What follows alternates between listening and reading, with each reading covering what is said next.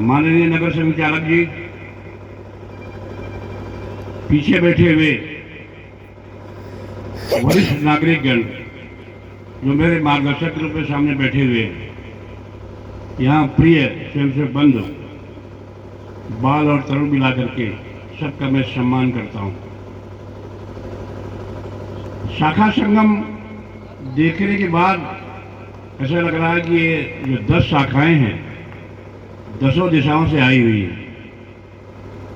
जो 10 दिशाओं से शक्तियां आती है वो निश्चित रूप से पूरे देश को सम्मानित करने की शक्ति रखती है। इस संगम को देख करके प्रयागराज को ध्यान आ रहा है। यमुना अनेक प्रकार की नदियों को लेकर आती है और गंगा के सामने खड़ी होती है, हाँ जो कि मैं गंगा मैया मैं आ गई हूँ, मुझे भी गंगा सागर जाना है। इसे से मैं सब कुछ आप पर समर्पण करती हूँ। यह है गंगा जमुनी संस्कृति। अनेक मंचों से लोग बोलते रहते हैं गंगा जमुनी संस्कृति, पर उनकी गंगा जमुनी संस्कृति और ये जो दिखाई पड़ता है इस गंगा जमुनी संस्कृति बहुत अंतर है। यमुना सब कुछ समर्पित कर देती है, अपनी पहचान तक समर्पित कर देती है और वो आगे जाकर गंगा के नाम पर जानी जाती है और गंगा सागर में तब मिलती है। परंतु कुछ एक क्षेत्र ऐसा है जो गंगा जमुनी संस्कृति दूसरी प्रकार की है, उनकी जमुना संगम में नहीं मिलेगी, उनकी जमुना गंगा में मिलेगी नहीं, वो बगल में पैरेलल गंगा सागर पहुंचना चाहती है, जो कि असंभव है। समर्पण के बगैर गंगा जमुना संस्कृति नहीं है, वो तो केवल भाषणबाजी है। संगठन दिखा रहा है ये समर्पण है, ये संघ है, ये संगम है, ये गंगा जमुना संस्कृति उसको बोलते हैं। एक ही जगह सब सामने सभी सब आ गए, भारत माता की जय बोलने के लिए सभी खड़े हो गए, सभी गजोली पहुंच जाए हैं, इसको गंगा जमुनी संस्कृति बोलते हैं। भारत कोई ये जो हमारे स्वयंसेवक बैठे हुए हैं, अभी भी परम पूज्य बाला साहब जी का अमृत वचन सामने आया, उनको कहते थे कि शाखा कोई व्यायामशाला नहीं है, शाखा सारी सरसों बनाने के लिए नहीं है, शाखा में संस्कार दिए जाते हैं ताकि ये समाज विश्वास कर सके। ये समाज जो शाखा में नौजवान खेल कूद कर रहे हैं, ये हमारे राष्ट्र के जिम्मेदार हैं, ये श्री भारत माता के पुत्र हैं, हमारी बहन बेटियों के मन में विश्वास जगता है। ये संघ स्थान पर खेलते कूदते हैं, ये हमारी प्रतिष्ठा आत्मसम्मान हया और आत्मरक्षा के लिए मेरे सामने आएंगे, हमारी रक्षा करेंगे, हमारे सत्य और स्वाभिमान की रक्षा करेंगे। इस ऐसी मातृशक्ति को विश्वास हो जाता है। नौजवान जो खेल रहे हैं उनको देख करके जो वरिष्ठ नागरिक हैं उनको विश्वास होता है कि अगर हम पर कोई मुसीबत आएगी हमको संरक्षण देने वाले यही नौजवान है, ऐसा विश्वास करता है। इस देश पर कोई अनेक प्रकार की विपत्तियां आएंगी, मुसीबतें आती हैं, यही नौजवान खड़े होकर सीधे सामना करते हैं, ऐसा विश्वास समाज में है।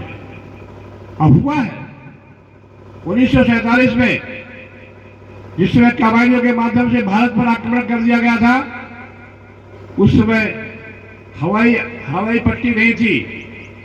हवाई पट्टी बनाने के लिए राष्ट्रीय स्वयंसेवक के स्वयंसेवकों को बुलाया गया था और रात में उस पट्टी बना दिया और वहां पर जाकर के हथियार डालने की योजना बनाई गई। सप्लाई करने की दुर्भाग्य से वो हथियार पाकिस्तान की सीमा में चले गए। उन पेटियों को 20 पेटियां थी हथियारों से लैस हुई, उनको कौन लाएगा? ऐसा विचार जब सामने आया तो 20 स्वयंसेवक खड़े हो गए और 20 स्वयंसेवक जाते हैं और 20 पेटियां लेके लौटते हैं और 20 में 12 लौटते हैं स्वयं। पेटियां 20 आती है और जो 20 स्वयंसेवक गए थे वो संख्या में 12 रह गए थे। ये राष्ट्रीय स्वयंसेवक संघ के स्वयंसेवक का दायित्व था। जीवन की परवाह नहीं किया।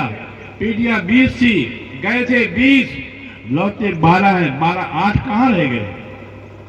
ये मातृभूमि के प्रति समर्पण का प्रदर्शन है, स्पष्ट रूप से प्रत्यक्ष प्रदर्शन है। इस पर विश्वास करना चाहिए। कोई किसी प्रकार के हमारे देश में अकाल पड़ता है, अकाल बिहार का रहा हो, उड़ीसा का रहा हो, वहां संघ के स्वयंसेवक खड़े रहे। मौरवी का प्रलय रहा हो, चक्रवात रहा हो, लातूर का भूकंप रहा हो, गुजरात का सूखा काल रहा हो, वहां राष्ट्रीय स्वयंसेवक संघ के स्वयंसेवक अहरनिश समाज को जगाने के लिए खड़े हो गए। 1996 12 नवंबर 1994 में पंजाब से लेकर सऊदी अरब तक एक प्लेन जा रहा था, हवाई जहाज जा रहा था, टार्की के पास जो क्रैश कर गया। 312 उसमें मुस्लिम यात्री थे, 312 सारे मुस्लिम थे, पर राष्ट्रीय स्वयंसेवक संघ के स्वयंसेवकों ने कोई भेदभाव नहीं किया, उन्हीं की परंपरा के अनुसार उनका अंतिम संस्कार किया। यह है राष्ट्रीय स्वयंसेवक संघ का विचार। सऊदी अरब बोल रहा था, धन्य है भारत का राष्ट्रीय स्वयंसेवक संघ, बिना किसी भेदभाव के सम्मान करता है, परंतु भारत में कुछ लोग उसको गाली दे रहे हैं। ये उनका अपना मंतव्य, अपने उनके संस्कार होंगे और सब बुरा नहीं मानते, उनको समय पर सब कुछ मिल जाता है। ये समाज विचित्र है, समाज देखता है, समझता है सब कुछ धैर्य से है, परंतु परिणाम बहुत देर से देता है, लेकिन देता अवश्य है। राष्ट्रीय स्वयंसेवक संघ धैर्य समर्पण का प्रतीक है। ये भारत जमीन का, भूमि का टुकड़ा नहीं है, ये किसी राजा महाराजा का समाज का हिस्सा नहीं है, ये किसी संविधान की धारा से नहीं बना हुआ है। ये ईश्वरीय योजना के अंदर, नैसर्गिक योजना के अंदर ये देवभूमि है। हिमालय समारभ यावद हिंदू सरोवरम तम देव निरुतम देशम हिंदुस्थानम प्रक्षुते। से लेकर हिंदू सरोवर तक देवताओं से बना देश हिंदुस्तान है। ये हिंदुस्तान है, हिंदुओं का स्थान है, हिंदुओं की बपौती है और हिंदू धर्म जीता है। जो हिंदुस्तान पैदा होता है हिंदू पैदा होता है। कुरान पढ़ो, वेदांत पढ़ो, बाइबल पढ़ो, कोई फर्क पड़ने वाला नहीं है। ये राष्ट्रीय स्वयंसेवक की मान्यता है। राष्ट्रीय स्वयंसेवक संघ की मान्यता के पीछे भारतीय संस्कृति है। ये संस्कृति की मान्यता का व्यवहारिक पक्ष रखा राष्ट्रीय स्वयंसेवक संघ। राष्ट्रीय स्वयंसेवक संघ समाज में एक पोषक भाव के काम करता है, यानी संपूर्ण समाज हमारा अपना है। ये राष्ट्रीय स्वयंसेवक संघ के स्वयंसेवक विचार करते हैं। राष्ट्रीय स्वयंसेवक संघ विचार ये नहीं करता कुछ आगे के, कुछ पीछे के, कुछ ऊपर के, कुछ नीचे है, कुछ अल्पसंख्यक है, कुछ बहुसंख्यक है, कुछ अग्रे है, कुछ पिछड़े है, कुछ हरिजन है, कुछ दुर्जन है, ऐसा कोई भाव नहीं रखता। हिंदुस्तान हिंदुओं की बपौती है, उनको एक सूत्र में बांधने का कार्य अगर कोई प्रयास करता है, उस प्रयास का नाम राष्ट्रीय स्वयंसेवक संघ है। डॉक्टर हेडगेवार इस संगठन के संस्थापक थे। उस समय भी संस्थापक को कहा करते थे, हेडाती गमार, इतना योग्य व्यक्ति, महान व्यक्ति, सब सहन करता रहा, क्योंकि पीड़ा सहन करनी पड़ती है। जो परिवार का मुखिया है, परिवार को समझता है कि ये परिवार हमारा, ये कुछ भी बात करे और हमारे परिवार तो है। आज उसी के नाम पर पूरी दुनिया में राष्ट्रीय स्वयंसेवक संघ विश्व का सबसे सामाजिक सांस्कृतिक संगठन है। डॉक्टर हेडगेवार की धैर्य का परीक्षण से दिखाई पड़ रहा है। आज पूरी दुनिया में स्वयंसेवक अनेक स्थानों पर भारत के अनेक क्षेत्र में पहुंच करके भारत की गरिमा को बढ़ा रहे हैं। क्या राजनीतिक क्षेत्र में हो, सामाजिक क्षेत्र में हो, सांस्कृतिक क्षेत्र में हो, धार्मिक क्षेत्र में हो, आर्थिक क्षेत्र में, सब प्रकार क्षेत्रों में संघ के स्वयंसेवक पहुंचते हैं और उस देश की गरिमा का ध्यान बढ़ाते हैं। आज वही भारत, कुछ साल पहले जब संयुक्त राष्ट्र में कोई भारत की सुनने वाला नहीं था, भारत होगा अपना हो, गुलाम देश रहा है, कोई फर्क पड़ने वाला। आज पूरी दुनिया भारत की ओर देखती है, किसी राजनीतिक दृष्टि नहीं। राष्ट्रीय स्वयंसेवक संघ का स्वयंसेवक और उनकी टोली पूरी दुनिया में भारत का राजनीतिक क्षेत्र में नेतृत्व भी कर रही है। उस कारण से भारत को सुनने के लिए पूरी दुनिया खड़ी होती है। भारत बोलता है, यूक्रेन और रूस युद्ध बंद करो, वार्ता से काम चलेगा, एक लाइन बोलता है। जब भारत बोलता है तो पूरी दुनिया सुनती है। कौन बोलता है? भारत के राष्ट्रीय स्वयंसेवक संघ का स्वयंसेवक बोलता है।